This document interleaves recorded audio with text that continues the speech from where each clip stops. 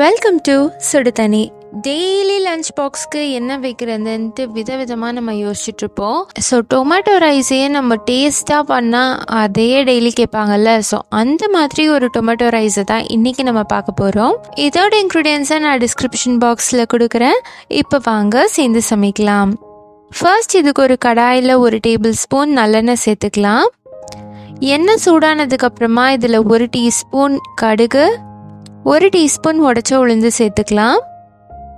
இது நல்லா பொரிஞ்சதுக்கு அப்புறமா ஒரு கொத்து கருவேப்பிலை, 1 பெரிய வெங்காயம் சேர்த்துக்கிறேன். சேர்த்துட்டு இதை நல்லா வதக்கிடுங்க. வெங்காயம் பாதி வதங்கினதுக்கு அப்புறமா இதில் இஞ்சி பூண்டு விழுது 1 டீஸ்பூன் சேர்த்துக்கிறேன். சேர்த்துட்டு அதையும் நல்லா பச்சை வாசனை போகிற அளவுக்கு வதக்கிக்கலாம். அடுத்து நம்மளோட மெயின் இன்க்ரீடியண்ட்டான தக்காளி சேர்க்க போகிறோம்.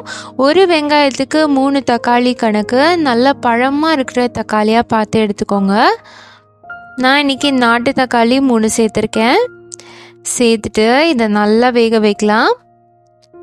தக்காளி நல்லா மேஷ் ஆனாதான் இதோட டேஸ்ட்டு அட்டகாசமாக இருக்கும்.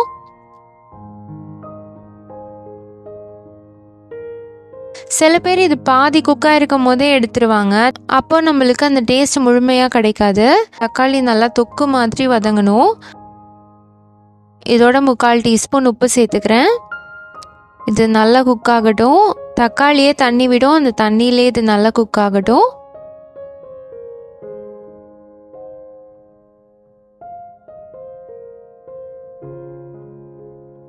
இப்போ இதை நல்லா மிக்ஸ் பண்ணிவிட்டு இது கூட 1/2 டீஸ்பூன் மஞ்சள் தூள், 1 டீஸ்பூன் மிளகாய் தூள், 1 டீஸ்பூன் கரம் மசாலா சேர்த்துட்டு இதை நல்லா மிக்ஸ் பண்ணிக்கலாம்.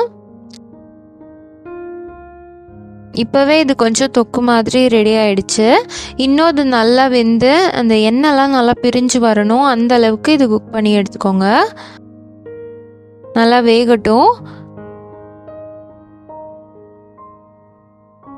இப்போ பார்த்தீங்கன்னா எண்ணெய் நல்லா பிரிஞ்சு வந்திருக்கு. இந்த மாதிரி வந்ததுக்கப்புறமா நல்லா ஒரு தடவை மிக்ஸ் பண்ணி விட்டுக்கலாம். இப்போ இதில் 1/4 கப் தண்ணி சேர்த்து இது மறுபடியும் நல்லா வேக விட போகிறோம். இது நல்லா வேக தான் அந்த டேஸ்ட்டும் ஃப்ளேவரும் நம்மளுக்கு ஆக்சுவலாக கிடைக்கும். இப்போ பார்த்தீங்கன்னா இது நல்லா வெந்து ரெடி ஆகிடுச்சு. இந்த அளவுக்கு அது குக் ஆகிருக்கணும். இப்போ கடைசியாக இதில் முந்திரியை வறுத்து அதை நெய்யோடு சேர்த்துக்கிறேன். சும்மா பேருக்கு ஒரு 4 முந்திரி சேர்த்துக்கலாம். ஜஸ்ட் அந்த ஃப்ளேவருக்காக ரொம்பவே நல்லாயிருக்கும். அதுவும் லஞ்சுக்கெலாம் சாப்பிடும் போது சூப்பராக இருக்கும். இப்போ இது நல்லா ரெடி ஆகிடுச்சு. இப்போ இதில் நம்ம சாதம் சேர்த்துக்கலாம்.